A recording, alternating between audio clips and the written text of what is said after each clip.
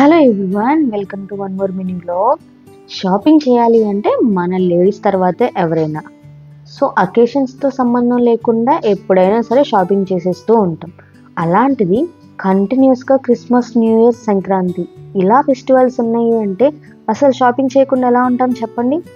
So ఈ vintage festivals కోసం షాపింగ్కి అయితే పింపీ మార్కెట్కి వచ్చేసాము. ఈ మార్కెట్లో నార్మల్గా రష్ ఎక్కువ, కానీ మేము వీక్ మిడిల్ డేస్లో వచ్చాం కదా, సో క్రౌడ్ కొంచెం తక్కువగా ఉంది.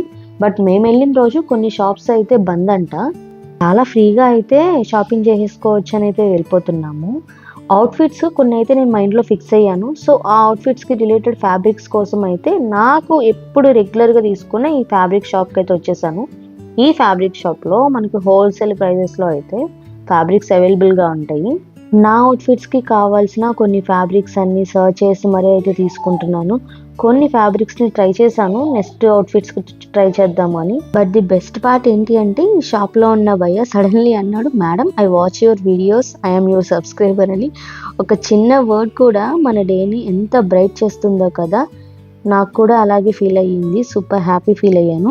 ఎక్కడికి వెళ్ళినా మా బన్సీ హడావిడి లేకుండా ఆ డే అనేది ఎండ్ అవ్వదు. చూడండి షాప్లో ఆ మీటర్ స్కేల్ పట్టుకుని ఎలా ఎంజాయ్ చేస్తున్నాడో.